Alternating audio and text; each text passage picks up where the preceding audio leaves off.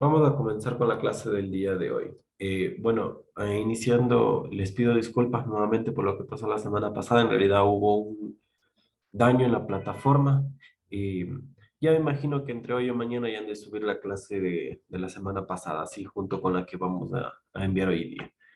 Vamos a iniciar. Para recordar que enfermería es una rama de la medicina que estudia o nos hace estudiar, somos partes del estudio como tal, del cuidado del paciente. Enfermería es el arte y ciencia de cuidar al enfermo, dentro de un contexto muy amplio, porque nosotros no estudiamos enfermería para el cuidado ginecológico, a menos que nos vayamos a especializar.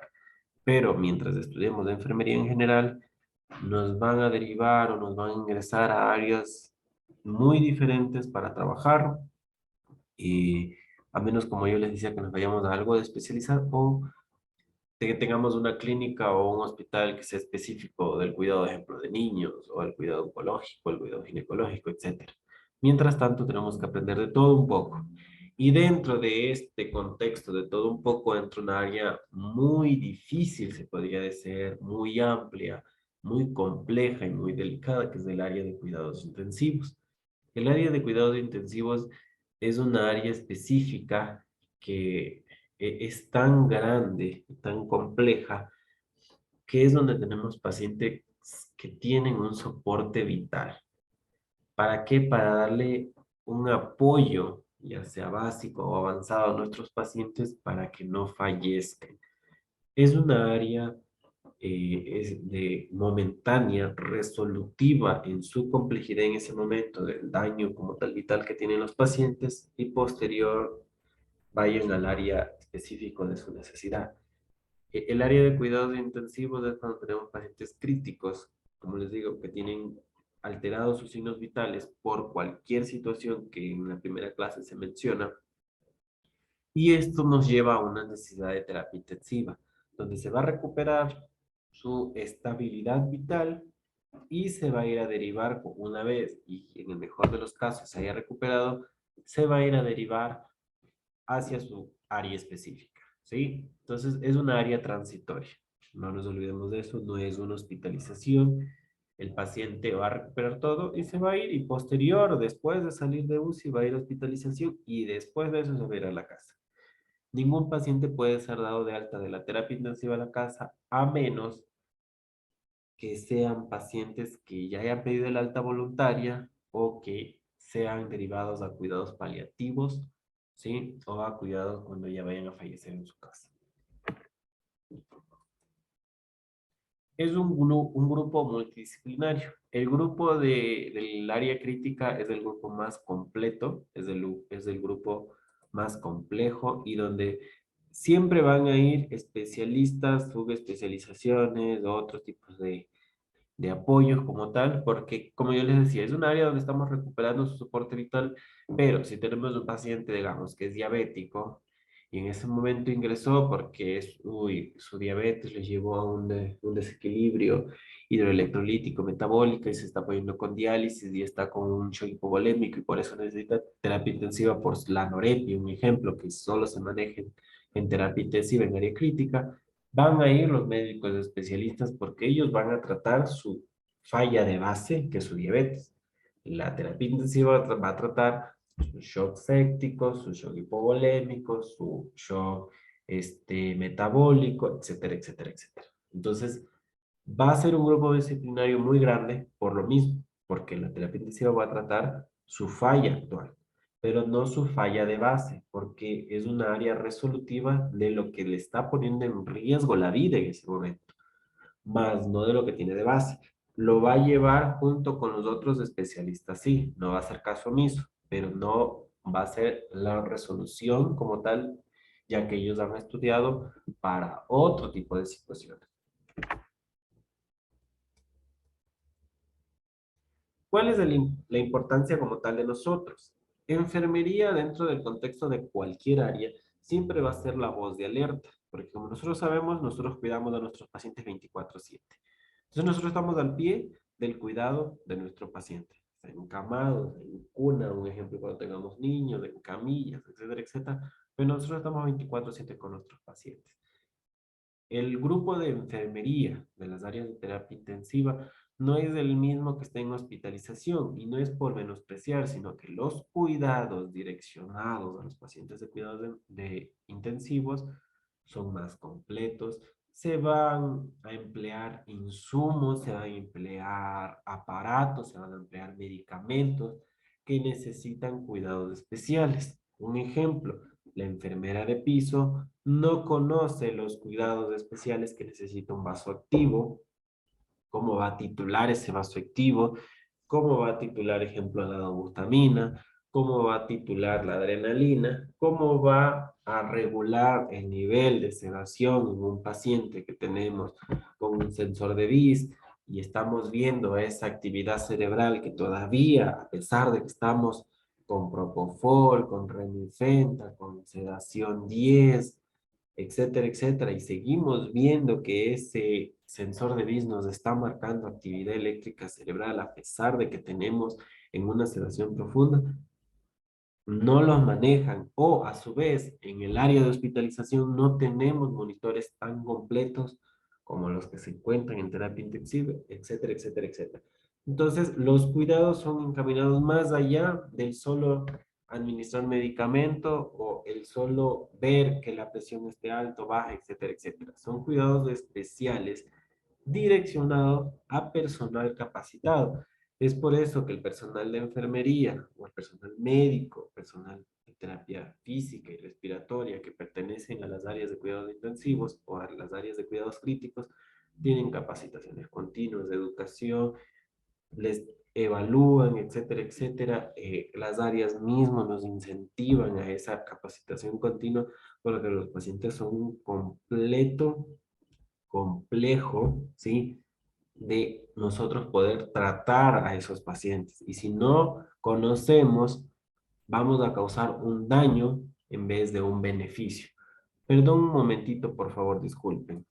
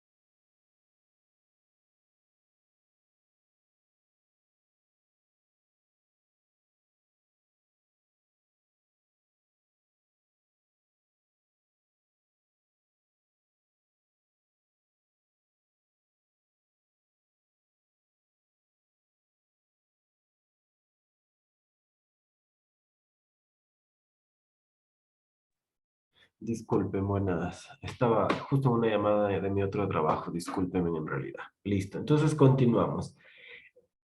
Como les decía, entonces la importancia del cuidado de enfermería siempre va a ir encaminado según la necesidad de nuestros pacientes. Y la ventaja, se podría decir así, del personal que se encuentra en terapia intensiva es que su capacidad resolutiva es superior a otras áreas en cuanto a su complejidad, ya que y el mismo hecho de trabajar con pacientes tan difíciles y tan complejos nos lleva a saber un poquito más, a ser más diestros, se podría decir, a adquirir nuevas estrategias que nos ayudan o nos llevan a saber nosotros, listo, tenemos un paciente con esta sintomatología, va a servir de apoyo esto, etcétera, etcétera, etcétera.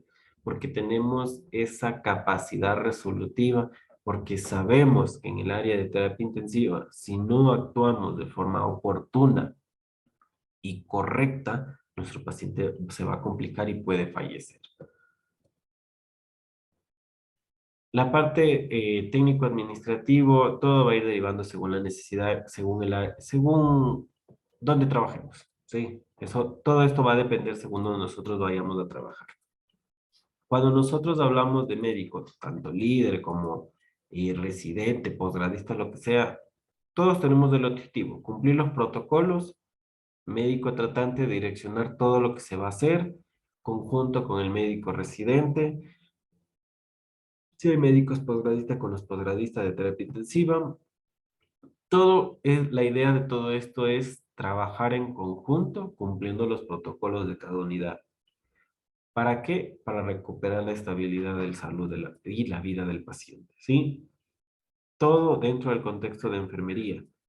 Nosotros tenemos que estar a la mano de un conocimiento científico. No podemos trabajar de forma empírica. No podemos solamente decir, es que en algún momento yo lo aprendí y no sé de dónde sale esa práctica o de dónde sale esa estrategia o de dónde yo estoy realizando mis actividades. Yo necesito siempre tener a la mano el conocimiento científico. Una base científica nos lleva a tener una experiencia correcta, porque yo puedo tener toda una experiencia y si yo no conozco la base científica de esa experiencia, mi experiencia puede ser solo empírica porque alguien me la enseñó en algún momento y yo no sé si ese alguien lo supo leyendo, conociendo, aprendiendo igual como me están enseñando a mí, etcétera, etcétera. Mi experiencia debe de ser correcta porque tiene base científica, no nos olvidemos de eso.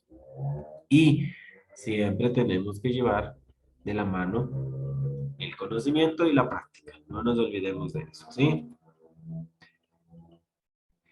Esto nuevamente les digo va a variar según la necesidad según la área de UCI donde nosotros nos encontremos, ¿sí? Algo muy importante que es aquí, que esto va a derivar según la necesidad de los pacientes. Nosotros tenemos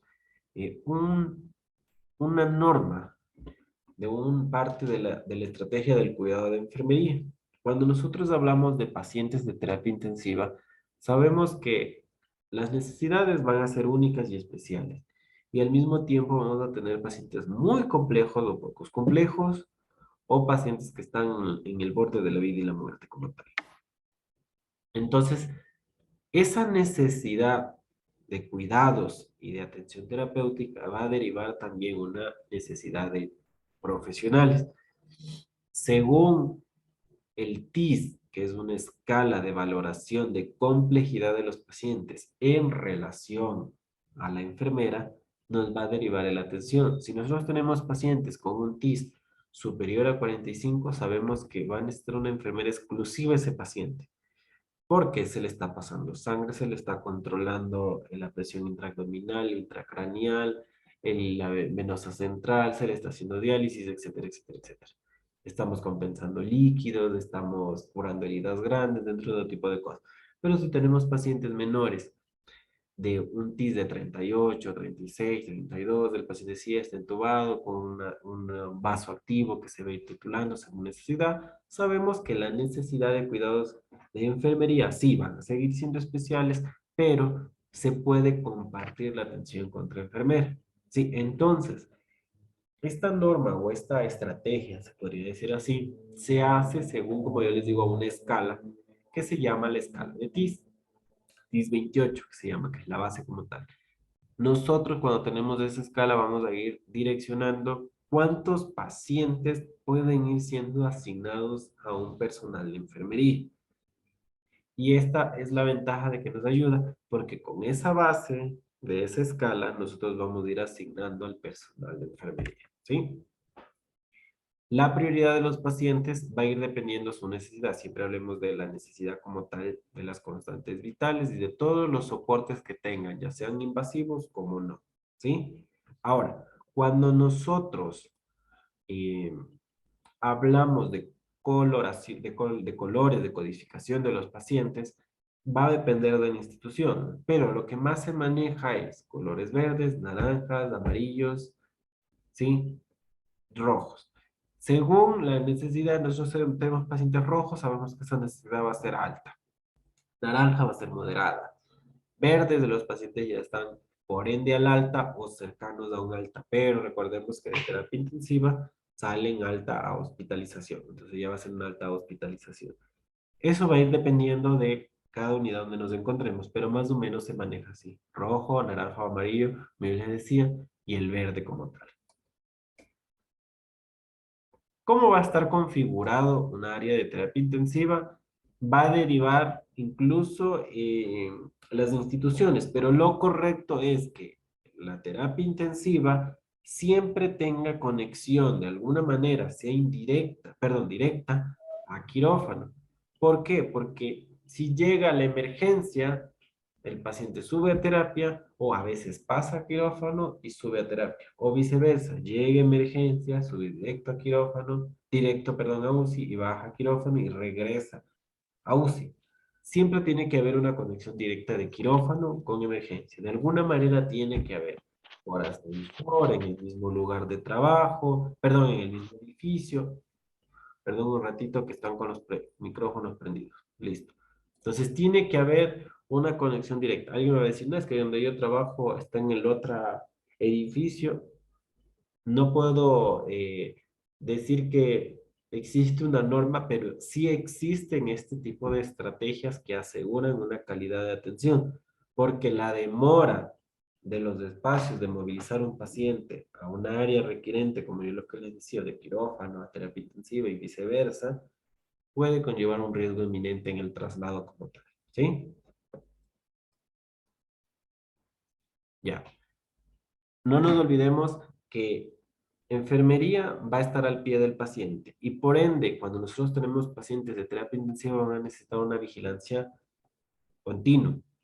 La estación de enfermería, perdón, va a depender de la estructura como tal, ¿no? La estación de los médicos va a depender de la cantidad de pacientes que se maneje.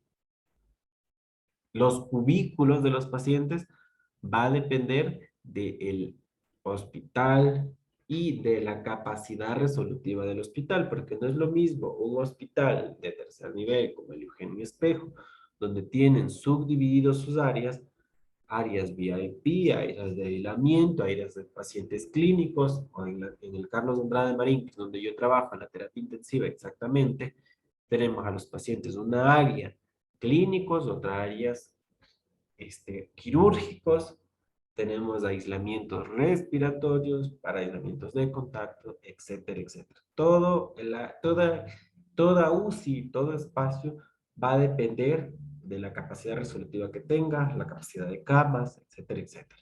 Pero lo que sí debe estar bien organizado es el espacio, ¿no? Que entre cada cama haya 2 metros, que haya su área específica como tal de la estación de enfermería, que su área específica para la preparación de medicamentos, que el área limpia, que el área de esterilización, que el área de la bachata, etcétera, etcétera. Eso ya viene por parte de un proceso para poder incluso abrir una terapia intensiva, si no, no les van a permitir o les van a clausurar en el caso de que ya esté abierto y les vigilen y les controlen las áreas, ¿no? Lo que yo les decía hace un momento, el equipamiento de cada espacio de terapia intensiva va a derivar el espacio como lo tengamos. Van cada año o cada eh, se podría decir, cada que nosotros encontramos una falla, se va a ir determinando incluso los espacios, porque a veces dicen, bueno, ahora sí se permite 2 tachos de basura, ahora dicen, no, ahora solo se va a permitir un tacho de basura, porque el manual de atención de desechos lo dice así en la actualización del 2020, un ejemplo. Entonces se va a ir, pero por lo general siempre se va a mantener cubículo, monitor, portazueros, la cama como tal del paciente, una mesa mayo donde pongamos una adentro para todo lo que es la atención del paciente y una afuera. ¿Para qué? Para la bitácora, para todos los que no ingresan donde el paciente, etcétera, etcétera, etcétera. Va a depender de la necesidad del paciente, la cantidad de bombas, la cantidad de infusores, la cantidad de todo, ¿sí? Eso va a depender de la complejidad del paciente. Más o menos se va a ver así. Tenemos la mesa bahía externa y la mesa interna como tal o el escritorio. También va a depender incluso de las condiciones económicas de donde vayamos a trabajar. Los oxígenos empotrados, tenemos el aire negativo, el aire que ayuda a aspirar como tal las secreciones, etcétera, etcétera, ¿sí?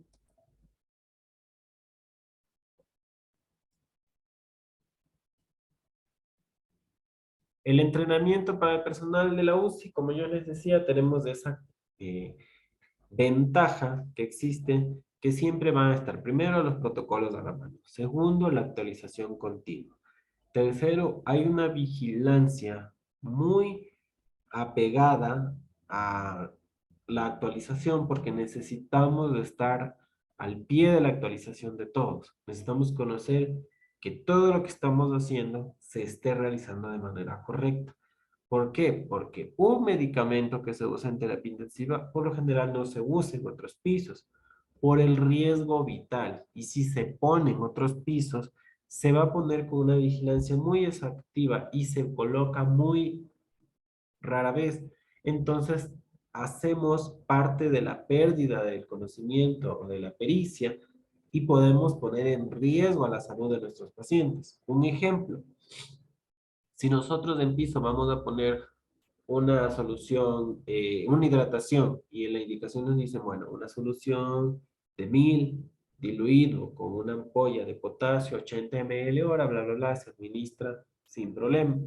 Pero ese mismo potasio se va a administrar en terapia intensiva en una carga de potasio. Y si una carga de potasio es 70 ml, ya no van a ser 1000, con 3 ampollas de potasio, le indican pasar a 3 en 3 horas, a 33.3 ml hora por equipo de bomba, yo ya sé que ese ampolla de potasio, que es esa carga, por su alta osmoralidad, por su concentración, por su dosis, y yo no la puedo pasar por vía periférica, yo la tengo que pasar por vía central, y necesariamente tiene que ir por bomba. Yo no puedo pasar a goteo, yo no puedo hacer el que, bueno, ya que caiga ahí lentito. Son cuidados específicos, y como les digo, son medicamentos que pueden poner en riesgo la vida del paciente y por eso son cuidados especiales.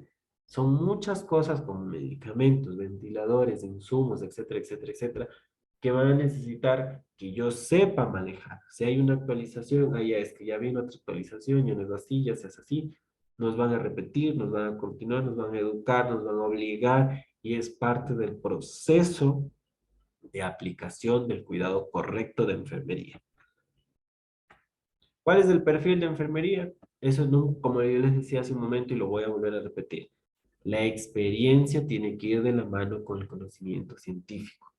Recordemos de eso, por favor. No alguien va a venir a decir, no, es que a mí ya me enseñaron en algún momento, pero no está con una base científica. ¿Sí? Iniciativa y creatividad. Como siempre se hace mención, enfermerías del arte y ciencia, a veces somos más arte porque no hay ciertos insumos y nos toca inventarnos muchas cosas. Y ustedes lo van a ver en todo lado, ¿sí? Tenemos habilidades y destrezas cuando no conocemos ciertas cosas que nosotros sabíamos y por la necesidad nos toca aprender, pues aprendimos una habilidad nueva. El liderazgo. Sí, como tenemos esa ventaja de que nosotros pasamos 24 horas con nuestro paciente, nosotros tenemos esa ventaja de nosotros ver que se cumplan las cosas correctas. Supervisamos que se cumplan muchas cosas. No es ordenar ni mandar. Es, mi paciente está aislado y yo veo que alguien quiere entrar sin bata. Por favor, doctor, porque el doctor no es la misma cantidad de pacientes que a mí me dan, a ellos les dan más. A mí me están dando dos porque mi cuidado asistencial es directo. El cuidado solo me están dando dos pacientes, ellos tienen siete, cinco, etcétera, etcétera. Se pudo haber olvidado, supongamos en el caso, y está queriendo entrar sin bata, sin guantes, doctor. El paciente está aislado por este motivo, por favor, no se olvide de ponerse bata, si no va a contaminar a más pacientes, o se va a contaminar usted, o va a contaminar a mi paciente, etcétera, etcétera. Como yo solo estoy con dos pacientes, yo tengo el control de mi paciente total. Ahí a mi paciente tiene una diuresis cada, digamos, está con bomba de furo y la señora auxiliar o el compañero auxiliar se ha olvidado de medir, listo. Compañero auxiliar, no se vaya a olvidar, por favor, de que él tiene diuresis exacta cada hora. Si usted no puede, por favor me avisa y yo le mido, pero necesito que esté cada hora exactamente, etcétera, etcétera. Yo lidero que todo se cumpla, que todo se esté aplicando de forma correcta. Van a poner una vía central y el médico dice, no, es que a mí no me gusta ponerme gorro y yo ya sé que el cabello suelto bota micropartículas de la piel, etcétera, etcétera, etcétera. No, doctor, se tiene que poner una vía central. Si se tiene que poner una vía central, se va a hacer bien las cosas para que no haya una contaminación. Recuerde que va un vaso grande. Por favor, se coloque el gorro antes de realizar la actividad, una buena higiene de mano. El doctor vino y se puso los guantes sin higiene de mano. No, doctor, se retire sus guantes de higiene de la mano. Y de ahí se va a poner los guantes estériles. Tengo que liderar, coordinar que se esté realizando bien. Recordemos que es un paciente crítico y cualquier situación puede conllevar a una complejidad más de ese paciente. Entonces, no puedo permitir que suceda esto, ¿sí? Motivar. Siempre, muy aparte del trabajo en equipo y el tratar de realizar todo, hay que motivar de alguna manera a mis compañeros, a mí, a todos, a tratar de conocer más, de hacer un poquito más, de no limitarnos, ah, ya es que a mí me dijeron solo esto y hasta ahí tengo que cumplir.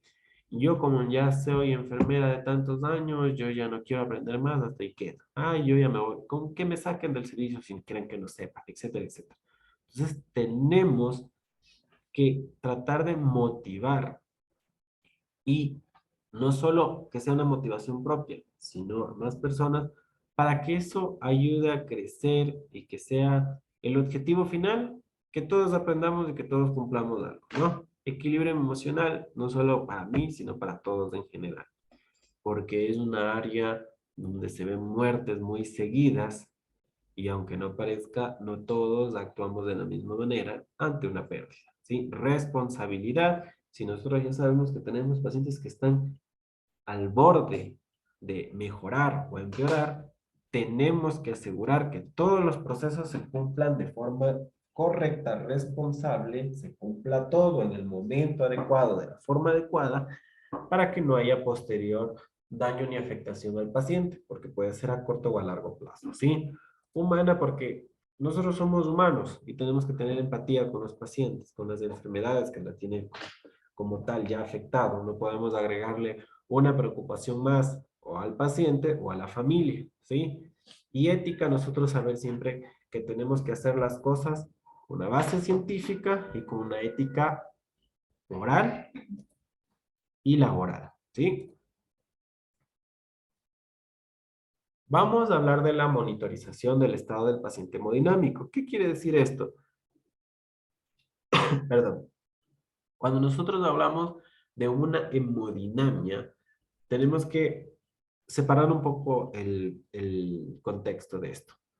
Hay una microdinamia y una hemodinamia algo grande. Cuando nosotros hablamos de hemodinamia, hablamos de sus constantes vitales. Y cuando hablamos de la microdinamia, hablamos de sus componentes específicos de la sangre, ¿sí? Si nosotros vamos a una monitorización hemodinámica, sabemos que tenemos que ver los signos vitales.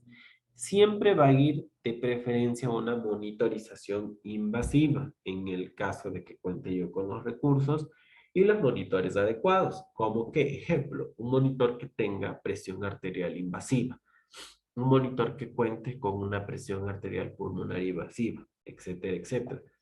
Si ustedes en algún momento tienen la oportunidad o ya conocen o ya trabajaron o ya trabajan en áreas de terapia intensiva, ustedes van a saber o conocen, o ahorita están escuchando, de que una monitorización con un brazalete no se compara en lo más mínimo a un catéter arterial, porque va directo a la arteria, y yo estoy midiendo de forma directa esa presión arterial porque es algo invasivo, ¿sí? No es lo mismo yo sacar una muestra de sangre de la vía central, mandar al laboratorio y que me mida los gases centrales, a yo tener un Swan-Ganz, que eso me va a ver la presión arterial invasiva, pulmonar, me va a ver el gasto cardíaco directo, etcétera, etcétera, etcétera.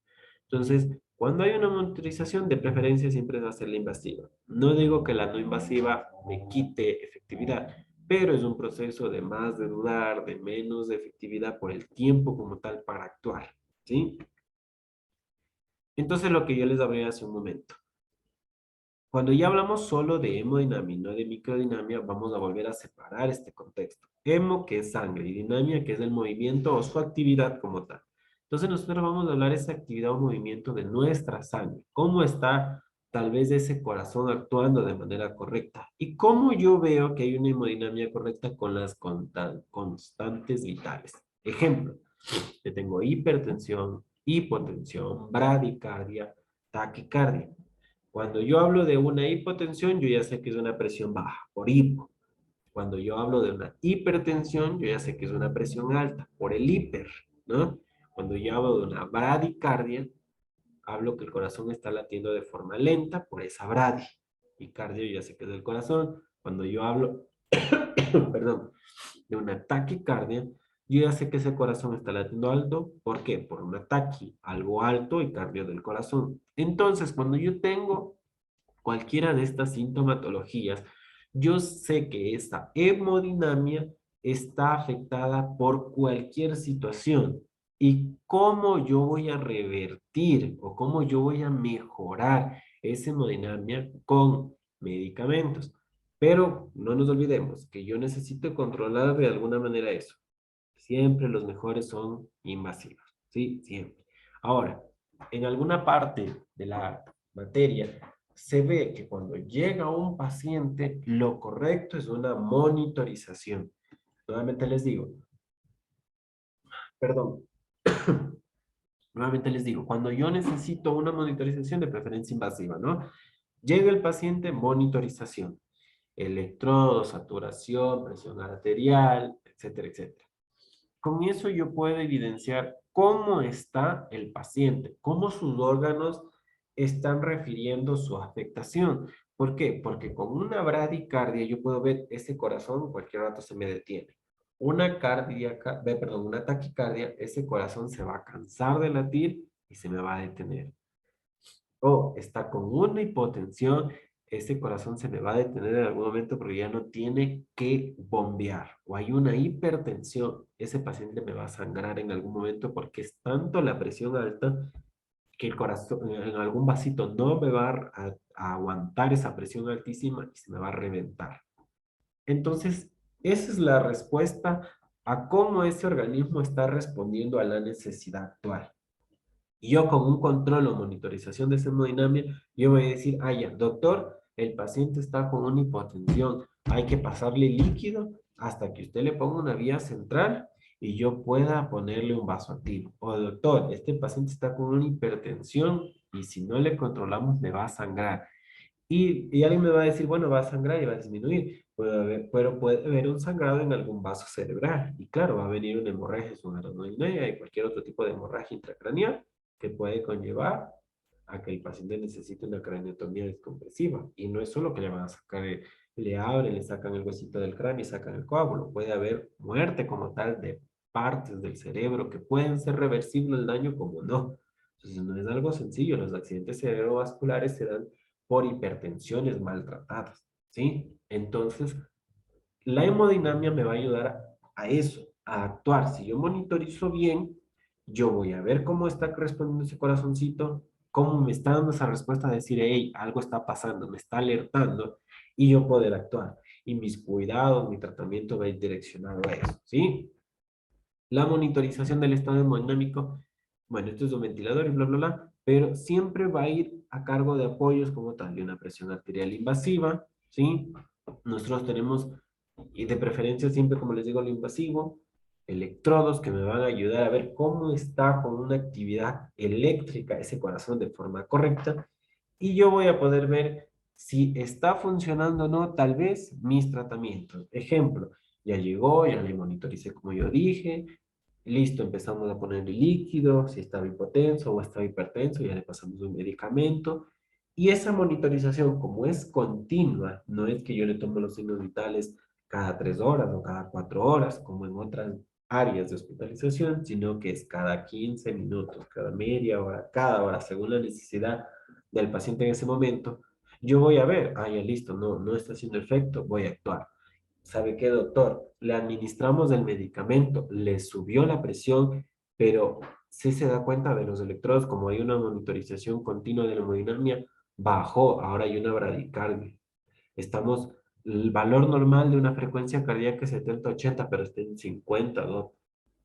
El doctor ya sabe que ese medicamento está bloqueando al corazón y lo que vamos a hacer es cambiar de medicamento porque, claro, le recuperó la presión tal vez, pero está bloqueando al corazón y en algún momento ese corazón se va a bloquear y va a dejar de latir. ¿Sí? Otra cosa que puede hacer, tenemos un paciente que llegó, vigilamos la hemodinamia, allá está bien, pero como estaba con mucho dolor y el paciente ya ha recibido otra mala, dijo el doctor, no, pongámosle fentanilo. El fentanilo es un analgésico que como efecto adverso produce sedación.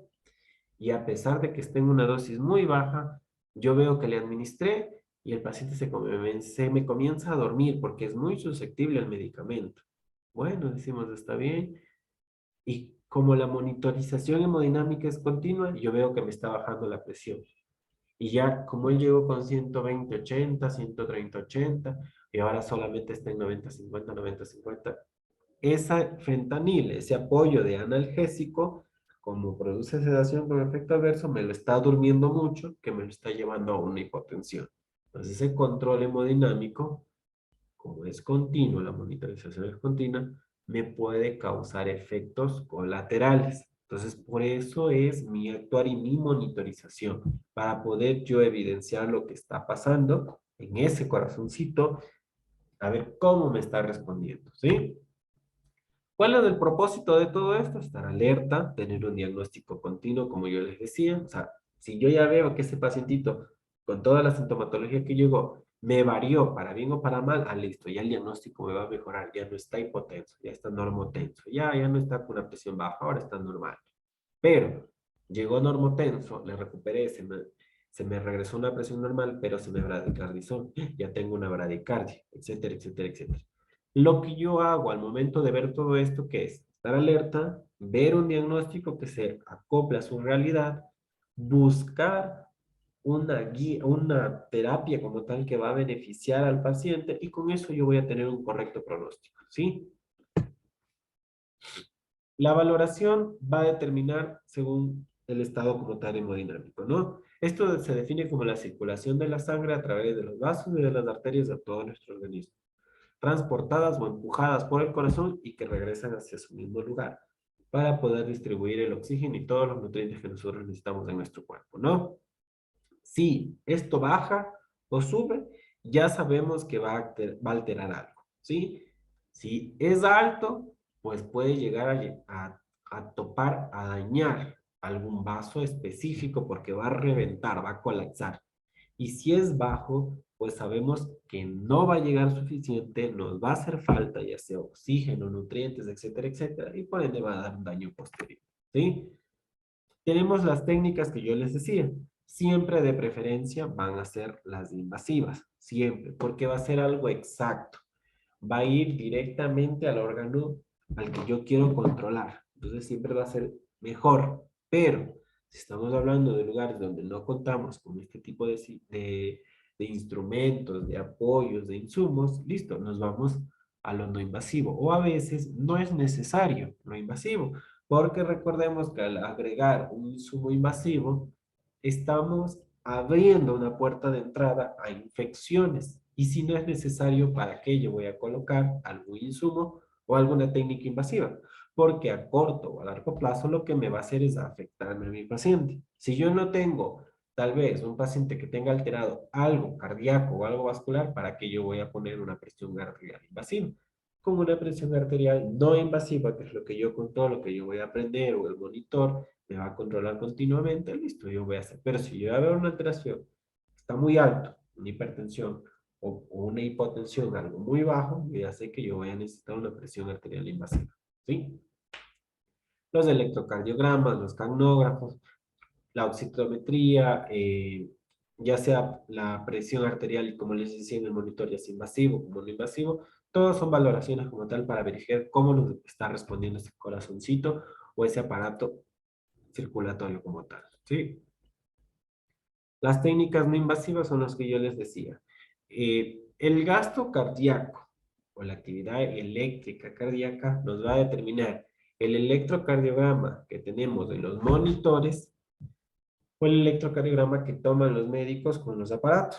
Ahora, ¿qué es importante de estas valoraciones? Que siempre con lo que nosotros vayamos a tomar sean calibrados y sean insumos correctos. A veces el personal, ejemplo, es nuevo, no conoce, prende el monitor, va y colocas los electrodos y no los colocan en el orden de color o codificación que pide o que está diseñado ese monitor.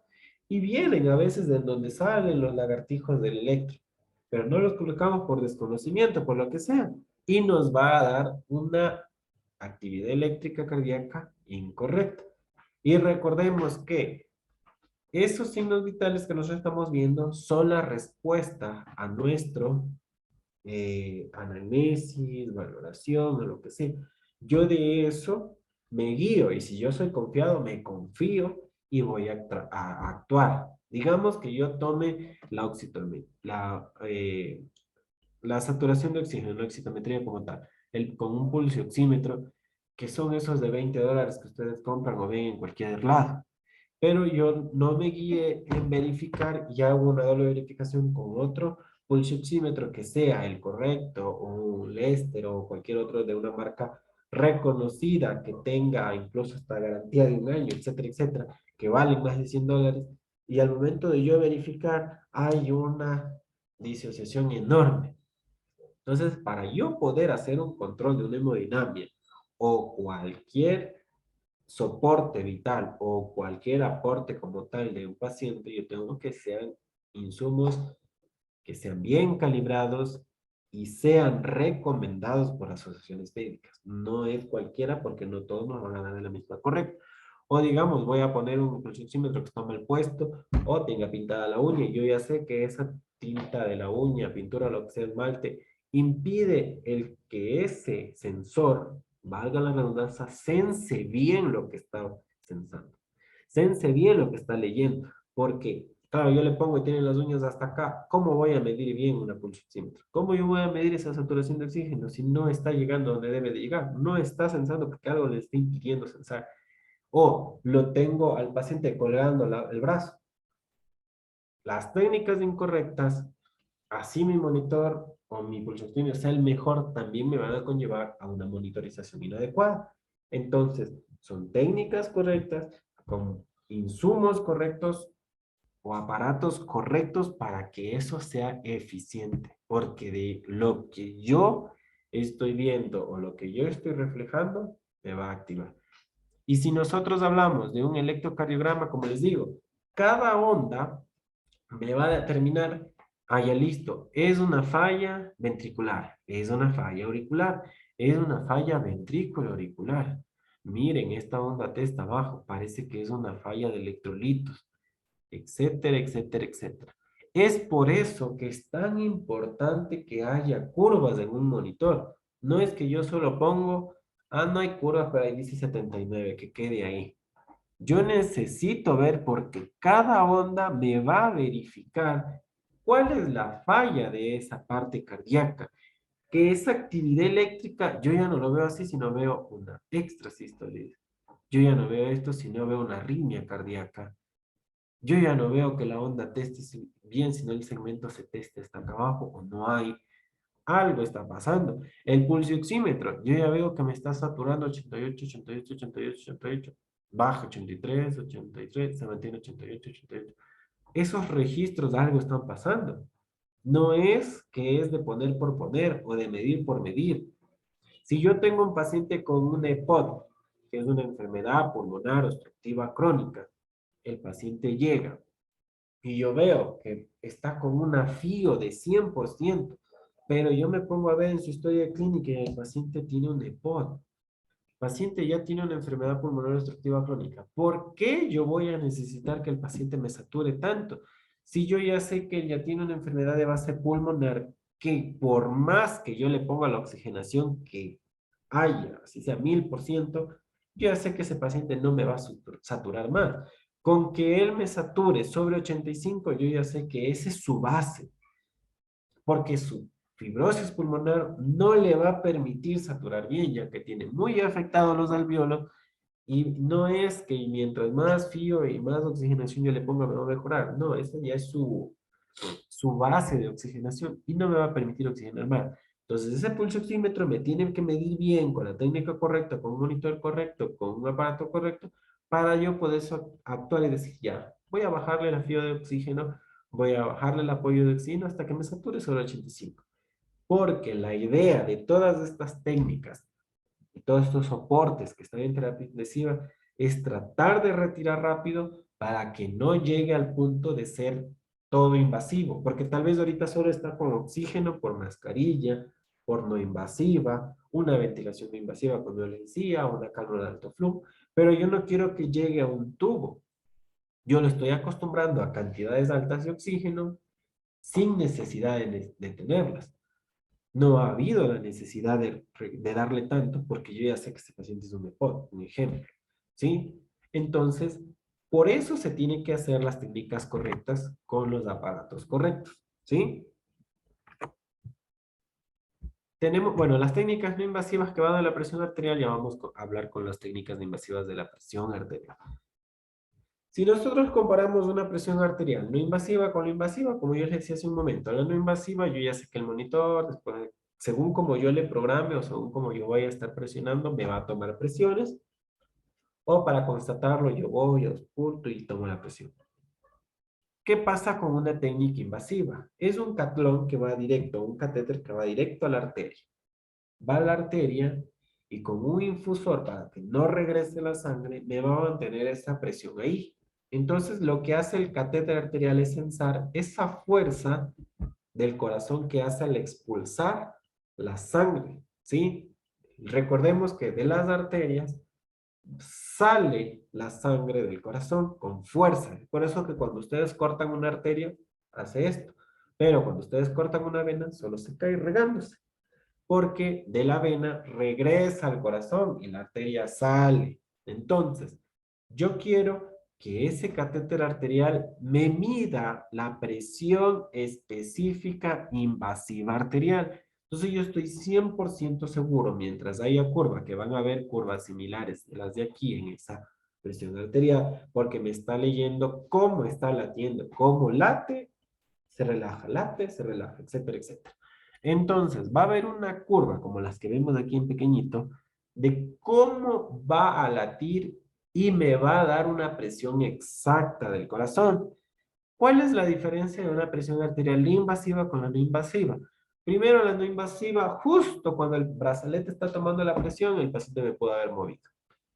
Otra, yo no sé, tal vez, por más que yo programe, yo no sé a qué hora me tomó esa presión y yo voy al registro y no verifiqué a qué hora fue esa presión. El médico vio, leyó y dijo, ah, ya esa presión está así y tampoco verificó de qué hora es esa presión. Pasó algo, el paciente se asustó, se rascó, se movió, estuvo presionando el brazalete, lo que sea, o alguien sin querer me lo puso mal, no está bien ajustado, etcétera, etcétera, etcétera, etcétera. El brazalete ya no funciona, ya no sensa bien, estaba mojado, bla, bla, bla. No va a ser una presión correcta, porque puede, dentro de ese contexto puede afectar la toma de presión, pero la técnica invasiva, que yo sé que está directo en la arteria, me va a tomar algo efectivo. Aparte de eso, es un catlón que más adelantito tiene una llave de 3 vías. que me permite retirar muestras directas de sangre pura, limpia, salidas del corazón para cualquier examen. Entonces, voy a impedir, justo aquí está, con una demostración similar, voy a impedir que estén pinchando a cada rato al paciente buscando venas o arterias para sacar muestras y van a retirar muestras aquí. Otra de las diferencias es que el mismo hecho de estar en un vaso directo me puede llevar a infecciones. Es por eso que la manipulación de esto al momento de sacar muestras tiene que ser un proceso estéril y siempre limpiar. Si yo saco, siempre limpiar la vía para que no se me tape, no se me dañe y no se me contamine, porque si va a quedar sangre, es elementos vivos que están saliendo de mí, la sangre se va a quedar ahí, proliferación de bacterias y producción de cualquier microorganismo como tal, virus, hongos, etc. Entonces, esa es la diferencia y características específicas como tal. Y eso me va a ayudar tal vez de que si yo tengo un vasoactivo como una noripinefrina, adrenalina, y el objetivo de presión arterial media, que es esto de aquí que tenemos, tensión arterial media, me pide sobre 65 y yo voy viendo que se mantiene en 70, 70, ya listo. Voy a titular y le voy a bajar medio cc. Se mantiene, voy a bajar y le voy a retirar otro medio cc. Como es una presión arterial invasiva exacta, me va a ayudar a qué? A yo poder regular y a poder yo mantener una estabilidad en ese paciente y por ende poder retirar de manera pronta los vasoactivos o poder retirar cualquier insumo que sea invasivo o que no sea invasivo para que no afecte a corto o a largo plazo mi paciente. Esa es la idea, algo de tratamiento efectivo, correcto y específico, ¿sí? La capnografía, eso nos ayuda a ver los niveles, bueno, esto va por la parte de la ventilación como tal, ¿sí? Que ya vamos a hablar en otra parte y ya la vamos a mencionar. Ahorita que estamos hablando de la hemodinamia, vamos a continuar con la presión venosa central. Esto nos ayuda a verificar cómo es la efectividad de eyección del corazón como tal. ¿Cómo medimos eso? A través de un venoso central yugular. No se puede medir a través de una subclavia ni una femoral. Solo cuando tenemos una venosa central yugular. Si ustedes, a alguien le dicen, tomen una BBC, perdón, que es una presión venosa central directamente de la fracción de eyección del corazón directo, ¿sí? Nosotros no podemos tomar el otro lado. Si tiene su clave femoral, no va a servir de nada. Es una medida incorrecta y no le va a servir de nada. Así que ni lo tomen y mejor rectifiquen o pregunten bien para poder determinar esto, ¿sí? Una parada cardíaca. ¿Qué nos conlleva una parada cardíaca? El cese de la actividad eléctrica cardíaca. O sea, el corazón va a dejar de latir.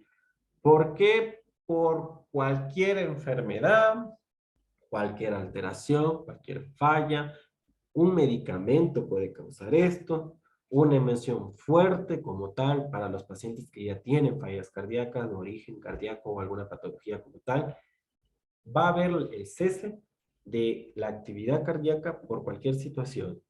¿A qué nos lleva esto? Si hay una falta de actividad cardíaca, no va a haber una circulación. Por ende, también puede conllevar una parada respiratoria.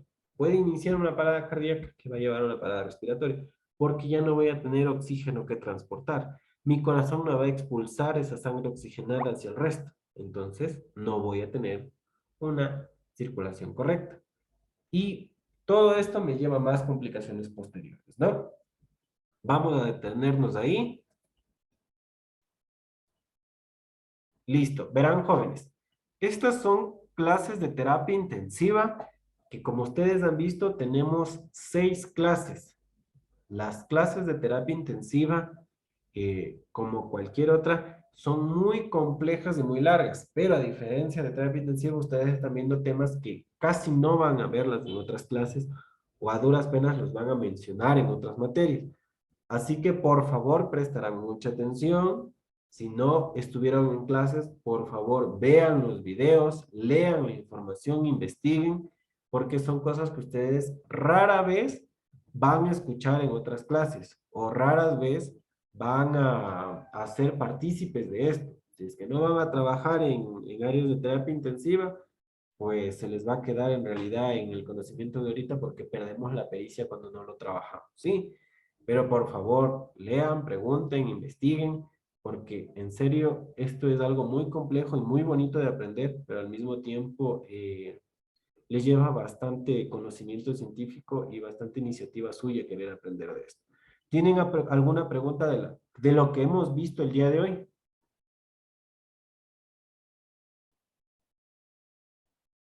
Segurísimos.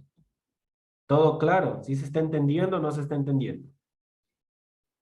Sí, profe, de mi parte, sí, buenas noches. Gracias, Santiago. Por favor, chicos, no se olviden de esto. Lean, presten atención, formen parte de las clases para que ustedes, sea poco o mucho lo que se aprenda, pero se aprenda algo, ¿sí? Como les digo, estas clases son un poquito más complejas y por eso tienen una clase de más. Y nos vamos hasta la última clase. Si es que no hay clase de refuerzo porque no se alcanza, pues se tiene que topar todos los temas para que ustedes tengan una base, o sea, así sea algo pequeño, pero tengan una base de cada una de las clases, ¿sí? Entonces nos vemos por favor la próxima clase, que no sé cuándo nos toca. Si tienen alguna duda, no se olvide, tienen mi contacto. Igual alguna duda de las tareas, tienen mi contacto. Eh, Estoy a las órdenes cualquier cosa. Una buena noche y que pasen muy bien, jóvenes. Muchas gracias, dicen Diego. De nada, que pasen muy Igual, bien. profe, muchísimas gracias. Dios le pague.